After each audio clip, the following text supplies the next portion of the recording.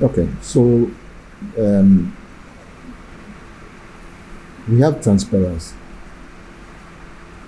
which was one of the principles that the PNDC stood on. And the transparency, everyone must know what was happening at what time. So if you are in a workplace, you as a worker must know what is going on in the workplace. If it is good or not good, you must be able to talk about it. Probity, you must be able to put into affairs things that are going on. Accountability, you must be able to account for everything that goes on financially, socially, and everything politically. And then social justice, you must practice social justice where justice is not tilted towards some or it's not to the advantage of other people, some people to the detriment of others. So everybody must have an equal justice for all. So those are the principles that the PNDC brought, and that was what we were working on, and that is also what the NDC stands on. Okay, so before the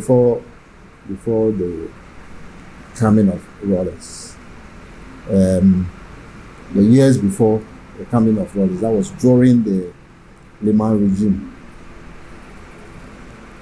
Kalabule, as you mentioned, was rife.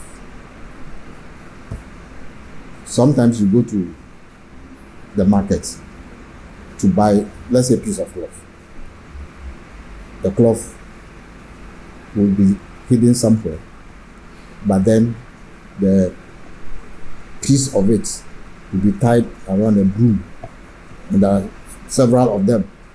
And so you come and then you choose which one you want, and they'll tell you, you wait. The woman will go somewhere and bring it. By the time she comes, the price will be doubled. Okay, and that was what was going on. You go and ask for a commodity somewhere, let's say a price of milk somewhere. By the time you leave and say, okay, let's say it is 3 cedis, it is 3 cedis at shop A, and you think that it is too expensive. You go to shop B, it is higher than that, and so you say you will come back to shop A to buy. By the time you get to shop A had increased higher than shop B. I mean, that was what was going on. Okay. Workplace, you want a job, but you want something to be done for you, not only a job, but you want something to be done for you. If I don't know you as the leader or the head of that place, whatever I want to be done for me will not be done.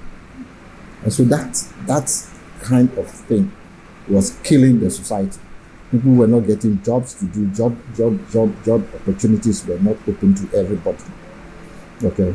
And so the coming in of the Rawlings and the PNDC, I mean, curtailed most of that. Social justice, it's happening now. Okay. I'm not sure that we have social justice now, when the courts are loaded with some people who have the interest of a leading government and a ruling government. I mean, at that time, it was the same. Judgment will not go to who deserves to be right, but rather whoever is not is the one who judgment goes in favor of. And so there were all these things, and these were the things that were killing the society. And those are the reasons why, when any uprising comes or any coup happens, people hail and support.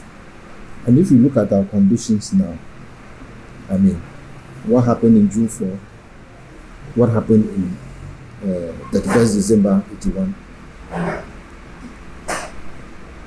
the situation now is just similar and it's very volatile.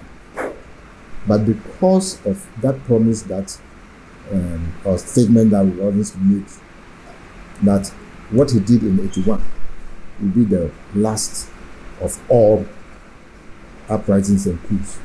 I think that's the reason why when we came into constitutional government, we tried as much as possible to cool down the forces, and we are having a peaceful regime or peaceful flow from one political regime to the other. Okay.